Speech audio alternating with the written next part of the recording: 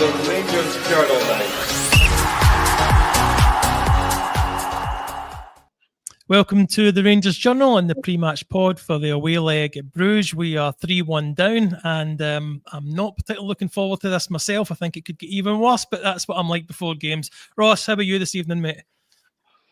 I don't really know, to be honest. I mean, stranger things have happened, but there's certainly an Almaty mountain to climb for Rangers, but they could do it. Jock, I was listening to another podcast talking about the Champions League, and there was a comment that a 2-0 away victory or a 2-0 away victory isn't as good as as it used to be without the away goals rule. Sorry, so they are technically 2 ahead of us. Is it as bad as maybe we make it out? I think if you'd said to me 12 months ago we needed this result, I think I would have come in here maybe with a wee bit more positive spin on it, or thinking, this Rangers team has that ability to do it because they've done it in the past and we've seen that. I think given the last 12 weeks, I don't think this Rangers team currently has the ability to do that, but I'm happy to be proved wrong. Well, let's just cheer ourselves up even more by looking at the team. So I'll bring this onto the screen just now. So I'll go through it and then I'll ask your opinions one at a time. So Butland in goals, Aarons, Giga, Suter, Magoma, Cameron, Rothwell, Asgard, Gassam, Ant-Man and Danilo. Ross, that's not what I was expecting. I mean, it's what I was expecting because we were told it hours ago by WhatsApp. So it being that's not really much of a surprise. I don't really know, to be honest with you. He seems to now have an idea in his head of what he wants from players, but whether they go out and execute it or not, I don't know. One thing I do like, and I didn't think we would see it, is the presence of Lyle Cameron in the team again. I've really liked that he has been involved, because obviously he wasn't a Russell Martin signing, and he's been, and obviously Martin he's obviously got his favourites. So the presence of Cameron is something I do like. The only issue I do have with the midfield is that it's pretty slow. Asgard looked very, very unfit on Sunday against St Mirren. And, Joe Rothwell, he looks like he's towing a caravan. So there's really there's really concerns there with legs in the midfield for me. But I think the rest of it at the moment, probably outside Tavernier for Aarons, probably picks itself just now. Jock, I'm a bit disappointed because I don't think Aarons has done anything to really deserve to get starting in that position. I think Tav looked much better connection on the right-hand side when he came on at the weekend. So what's your opinions on Aarons starting? I call him Aarons, one of the two. Yeah, I thought, I was crying out for Tav at the weekend because he came on and we were more, forward thinking, we're changing things up and we were more direct at that point, and obviously it helped us get the result. In terms of what we've seen from him so far, he's had one good through ball really for Ant-Man and the previous leg at Ibrox. He's just, I think throwing him in at left back was a mistake, because I think that's tilted the fans' perspective of him, and I think he's got an uphill battle now for me personally. And yeah, I think for me Tav should have been there. If you look at the lineup though, 3 players there are from last year or previous squads. The rest of the players are all new players in the door, which we have been asking for, we've been crying out for. So I don't think we can complain too much whenever he's picked all these new players for this match, because this is what they've been brought in to do. So it will be an interesting time, to say the least. Ross, what isn't clicking for me is Ant-Man and Aarons on the right-hand side. They didn't, other than getting each other's way at the weekend, when Aarons did come up, over the halfway line, they never really clicked together, whereas the opposite is true on the other side with Gassama and Magoma, however you pronounce his name as well. But what's your thoughts on them two? That's Aarons and Ant-Man linking up. I think, like you say, it's probably a relationship that's going to have to take a little bit more time to develop. Whereas with Gassama and Magoma, these both seem to be very, kind of young and almost free-thinking players, where they just kind of know and it comes naturally. Whereas Aarons, I think, has perhaps been a little bit stifled by being brought in, and he doesn't always really seem to be 100% sure that he knows what he's meant to be doing. Like you did say, he was getting in Ant-Man's way, and the issue with Oliver Ant-Man, I think we've seen it, especially on Sunday, was that he was getting the ball in positions that a player with his ability shouldn't be. The ball should be getting played in front of him with the opportunity to run on. But he was having to take several touches and then not getting the support because, as you've seen a lot of, again on Sunday, that Aarons didn't know whether to go outside, whether to come inside. It's something that really needs to be worked on. It is a concern. But what we did see, even in the second half of the first leg, was Magoma just knowing whether to go inside or outside when Gassama had the ball, and it's one of those ones that does come naturally to some, and with others it takes a bit of time. You can't expect everything to click right away, and that's to his credit something that Russell Martin's been very, very very open about, that some things take time to develop, and we're open about that. But I think that like Jock said, these are his guys now, so it needs to start clicking. There's no excuses of players or square pegs and round holes. These are his guys, and it's got to start clicking sooner rather than later for him, for his own benefit, I think. It does. He's really going to live and die by these selections, Jock. There's a comment about Danilo getting some chances. He really needs a service. Other than Magoma's cross into him last week, there wasn't really much service for him in any of the games he's been involved this season.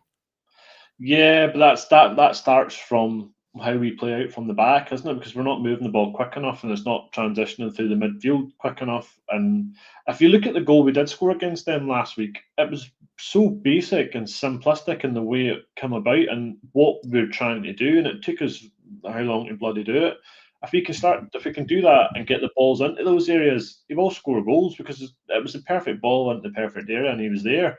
I'd argue if that was Dessers, I don't think Dessers would be in that position. I think Dessers would be further back because he's not made the run into the box, because Dessers isn't as sort of predatory as Danilo would be, or instinctive that way. But Danilo's got a tough job in his hands, regardless of what happens tonight. He's got to try and get goals. He's got to try and manufacture space for these chances that we're asking him for. But he also has to hold the ball up as well, and it's something he's sort of struggled with this season. So I don't want to be in his shoes tonight, that's for sure. You think it was yourself, Ross, that mentioned Dasgard earlier on not looking particularly fit at the weekend. I'm not saying it's unfair, that comment, but he wasn't playing in his natural position. This is a bit more where we expect to see him play for us this season, isn't it? I'd like to think so. I think when he was signed, we all kind of agreed that he'd probably play on the left-hand side of a middle three, and his strengths seem to be taking the ball and driving and playing quick 1-2s and using what he does have. And I actually think he looks quite a physical specimen. I didn't actually realise how big he is. Yeah. Compared to St Mirren, obviously bearing in mind that St Mirren are they're a pretty big, they're a pretty physical team, and he didn't look like a small guy next to them. So he does have attributes. I think we're still waiting to see the best of it. He has admitted that he's not been fit. He's only played God, how long? Maybe the best part of an hour in total over the kind of last couple of games. So there is obviously stuff to do there, and like you say, he was kind of held against him with not being played in his correct position, which I think was unfair on him. But if he's playing tonight, you want to just see, and this is all we want. I think from a game like this, we want to see evidence of what he wants, and there's no excuse for it now. Like I said, I feel like I'm repeating myself, but these are his guys. It needs to click, and if we can see evidence of it, if we come away tonight with, let's just say hypothetical, we get beat 1-0, but we play well and things click, and we can at least come at the end of it and go, right, okay, we get it. We can see it. We can see relationships forming.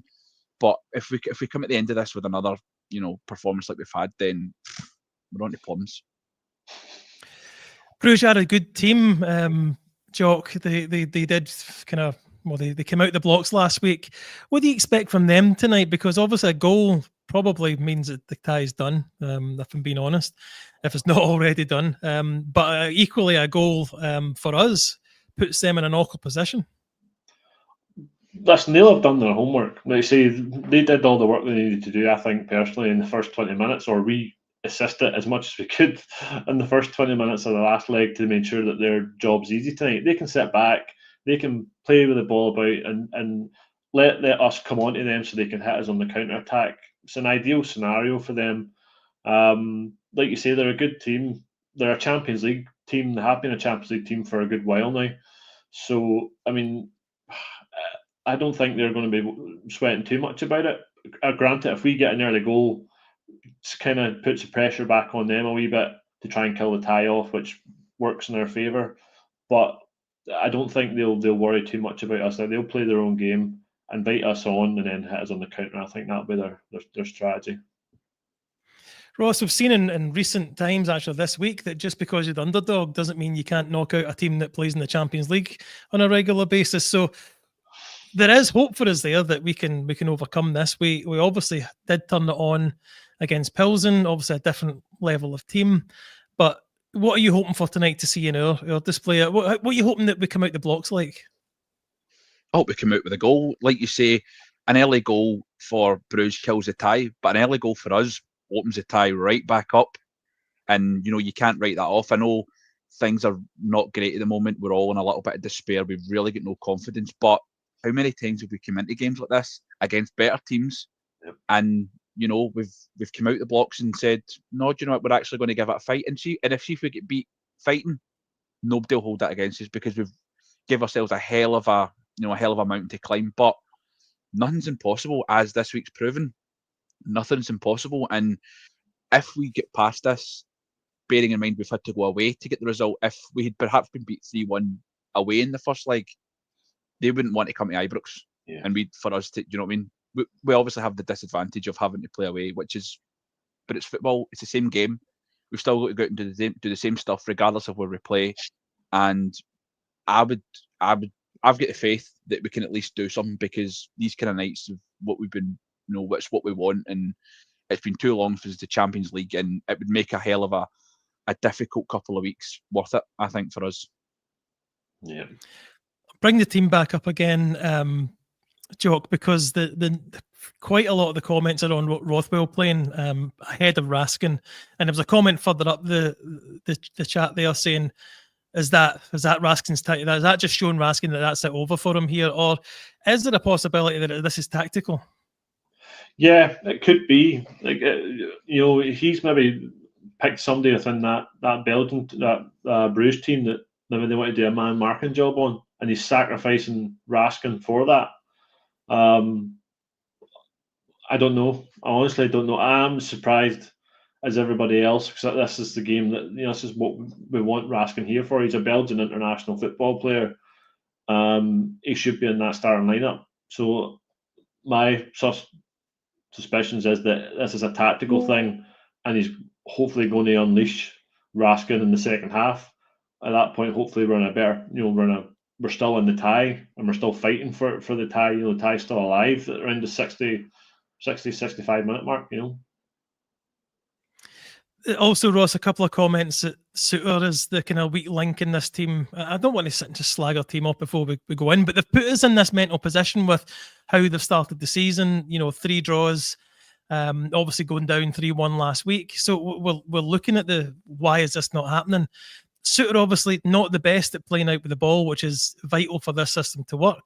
So, I mean, I guess he doesn't really have much option, but he is captain tonight. So what are you hoping from Suter? No brain farts. And that's really difficult, to be honest with you, because that's what we get from John Suter, is we have these moments of sensational siege defending, and that was never ever in doubt. John Suter was a wonderful siege defender. You've seen it this whole time, his career when he was at Hearts, even for Scotland. How many times, if that's your thing, if you really like watching Scotland, would you depend on John Suter saving our backsides? Do you know what I mean? But the problem is that we're a team that, by definition, want to be and have been, 65, 70, even 75% possession, most of which has went with between John Suter and another, and mostly been obviously Giga, but it was Fernandez on Sunday. He's just not got the passing range, I don't think, to play the way that Russell Martin wants, and that's a shame, because he has been a little bit hung out to dry because of it. Because yet again, we're asking guys to do things that they can't do, and it's unfair. But at the same time, if he can just keep it simple, I think, like you say, Rothwell's in the team, I think, to do the job that, I know it's going to sound really silly, but he's in the team to do the job we think he should be doing, which is controlling the game, controlling the tempo. The problem is with Joe Rothwell is that he's not been able to do it yet, barring one game at home against Panathinaikos, where after it we all thought, this is brilliant, this is the 6 we've been waiting for years. The problem is with Joe Rothwell is that he doesn't have the legs or the stamina apparently to do it at the moment, because he seems to be blown out of his backside after 35, 40 minutes, which his face on Sunday on the camera looked like your top, Billy. It was scarlet, and it was, to be honest with you, his conditioning was embarrassing, quite frankly. And that's one thing that does concern me, is that Souttar might be exposed, knowing he's the weak link, because we don't have the legs in the midfield. And that's why I would have played Raskin, not because I think that Raskin's the best ball player in the team, but when you've got Cameron, maybe not so much Asgard, but having Cameron and Raskin in the team gives you energy and legs. And Russell Martin likes to use the phrase energy. You can't have a team playing with energy and have Rothwell in it, for me at the moment, just because I think that we're going to get overrun by a better team. And it's all right if you want to have possession and control of the game, but Rothwell's not giving us the attributes that he thinks he should be giving us, and that's my concern. Does that make sense? Yeah, no, it makes sense, mate. Let me just address the scarletness of my top. A very own concept design by Ross Graham, who is obviously a member of the Journal, that get picked up by the Chinese markets, and they thought it was the actual Rangers top, so they made it. So I was quite happy to buy a Chinese fake for our guy Ross. I've got his name on the back as well, so that's a shout out to him. If you want a Rangers Journal official Rangers top, go onto these AliExpress places and get the red one for Ross's design. Moving on, Jock. We'll bring up the subs now and see what we've got to, if things are, let's just say we managed to get a goal and things are, in the balance, at least, and the game's not over after however many minutes. Obviously, Kelly, goalkeeper. You've got Wright, Tavernier, Barron, Dessers, Diamande, Fernandez, Raskin, Moore, Gentles, Curtis, and Hutton. Now, I feel Curtis might feel aggrieved not to be getting a start tonight, because he's actually the one scoring goals. What do you think of the subs in general, though? What options have we got there? Yeah, the subs seem to obviously be all sort of midfield heavy, isn't it? Barn and Diamande, Raskin. There's options there. I'd like to see Moore. I think Moore come on and could cause issues. Curtis obviously speaks for himself, and I think if this was maybe a lesser team, I think maybe Curtis would have started today. I think it was because of what we're up against. I think he's went down a different route, and he's not went down the youth route. But Moore and Dessers are the two that sort of stand out for me in terms of doing damage at the other end, and maybe creating a chance or two. And if, like you say, if we're still on the time, we're still scrapping, throw them on. The Moor's one of these, you've seen it in his clips before he came to Tottenham last year. A lot of his work was in Europa League, so he's got European sort of pedigree to his name, really. So in this case, it'd be a Hail Mary, chuck him on. Same with Dessers as well. Maybe you can go with two strikers up front and just try and manufacture chances that could try and get us to the tie at the end of the day. Ross, I'm not saying Dessers and Danilo have had a glowing record together. They've probably not played together as much as they maybe would have done if he hadn't been injured. But Danilo does, for me, work better with someone just off him. So bringing Dessers on and keeping the two of them up there, if there's something to play for, could be a way we maybe get a goal or two. I mean, it certainly could. I think if you're at that stage in the game and you're throwing kind of caution to the wind a little bit, you're going to need to try and have as many bodies up front. However, I'd like to throw a kind of span on the work. And if I wanted a chance to fall, because we might only get one at the end of the game that we're chasing, I'd want Finlay Curtis at the end of it, because he's proven to be a far better finisher this season than Dessers and Danilo. And I know he is a young man, there's a lot of pressure on him, but the way that he's taking his goals first time, that might be all we get in a game like this, where we're really under pressure, and you might not have time to take 2 and 3 touches and a chop back and a 1-2. It might be you have one touch to score, and I would bet the house on Finlay Curtis before Dessers. Although, to be fair, we can't take away the fact that Dessers is the most experienced centre forward we've got. He does have that experience playing at the kind of top European level. You just look at his goal last year at Old Trafford. Bearing in mind how late it was in the game, I know we didn't win it, but 89 minutes in a game like that, that's where you want a centre forward to take his chances. It's just if that's the Cyril Dessers we'll get, or we're going to get the Cyril Dessers that can be incredibly frustrating and has provided us with hours of discussing content on here. Yeah, and it's not like Jock, not like Diamande, who actually does seem to turn up in Europe it's not quite as clear cut as that with Dessers. It's not just, oh, he's good in Europe and he's rubbish in the league. He can be 9-10 in both. A game and a game, an SPL game, and then a European game, and score a couple of goals in each, and then it can go 4 or 5 weeks without doing anything else again. So, as Ross is saying, we're hoping that it's a good night for Dessers. Absolutely. If the rumours are that he's not one that could be out the door, it'd be a hell of a parting gift if he shot us into the Champions League and boosted the transfer kitty a couple of days before the end of the transfer window. But like you say, he's an enigma. You just don't know what you're going to get. You're going to get somebody that could have 7 chances in a game, more than, and convert 1 or none, and then, or he could only have 1 chance and he's clinical. We could get the Dessers that was turned into prime Messi against the Betis last year. We turned the boy inside out and nutmegged the goalkeeper, or are we going to get the enigma that, as Ross says, gives us plenty of stuff to talk about over the years? Let me bring up a comment from Doug, because this, I think, is the main contention for me. It's back to Aarons and Tavernier, but Doug, I don't want to bring it up again, other than he makes a good point. We've got a player on the bench with those stats and assists. Is that not something we really should have? I mean, this is going to be a big call if it goes wrong, and especially say Tav comes on and does do something in the second half, and we all go, well, why wasn't he playing from the beginning? It's a hard one, because I think at the start of the season we all were in agreement that Tavernier's time, I think, was coming to its conclusion, probably correctly. I think we can all be in agreement with that, regardless of your feelings, whether you think he's a legend or whatever. That's fine. The problem has been that the recruitment has been not good enough, to the point that the James Tavernier we all want to perhaps step aside and reduce his playing time is still the best defender we've got, which is crazy considering the amount of times we've said he's not good enough defensively, but he's probably the best that we've got at the moment, and that's another damning indictment of the recruitment team. That Max Aarons just doesn't look like he's going to cut it. He seems to be mentally, not with it at the moment. He's going to have a hell of a turnaround to win over the support, and he's probably a little bit indicative of the state of the club at the moment, that it's a bit kind of seems all right, but we're waiting on it clicking, but we don't know, we're not really sure. But like you say, if we're perhaps, it's maybe, say we're winning 1-0, we're chasing a goal, you want a guy to deliver a good ball in, we might have to step up, we might have to go to penalties. If we win 2-0 on the night, let's just say hypothetically, it goes to penalties. Who's going to be there to take penalties? You need guys that you can depend on, and for all his flaws and for everything else, he's always delivered when we've asked him.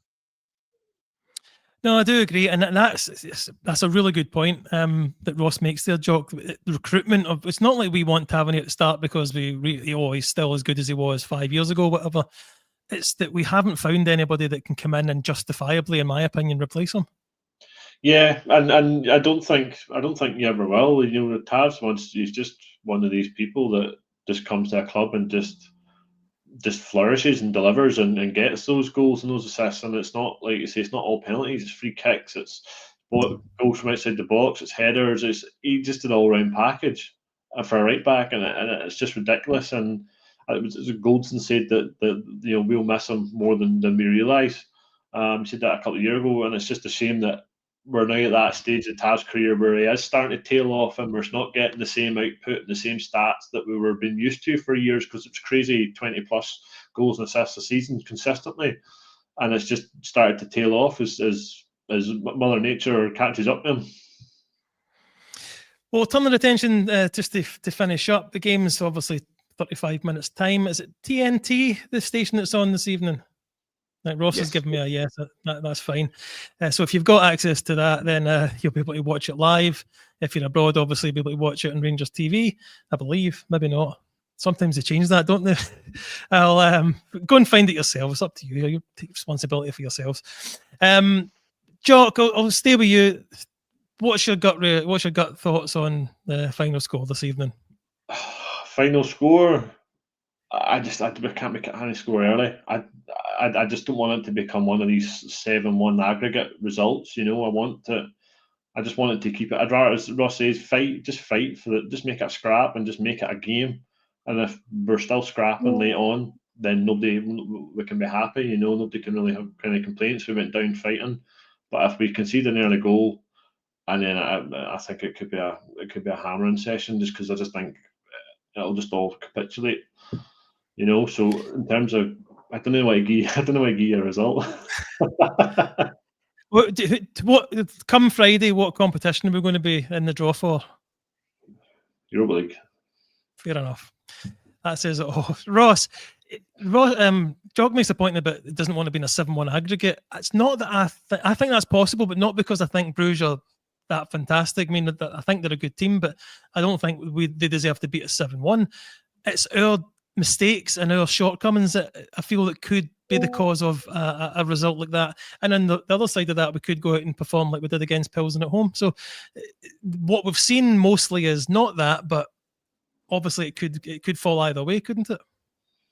Yeah, just when you were saying that there, you're talking about turning into a bit of a hammer. I was getting flashbacks to 2 seasons ago when we played PSV after the first leg, where it finished 2 each. The second time we played PSV, because we did play them 2 years consecutively at the same stage. The second time under Michael Beale, where we drew 2 each in the first leg, thinking we could go over to Eindhoven and give them a game, and we got absolutely trounced. It was an embarrassment. Quite frankly, it was a disgrace. I don't think that's going to be the case here, because I don't think that the gap between us and Bruges at the moment, regardless of how bad we've been, and the gap between us and PSV then, I don't think it's bigger. It's as big. So, like I say, if we can go there and get something, then that's all we want.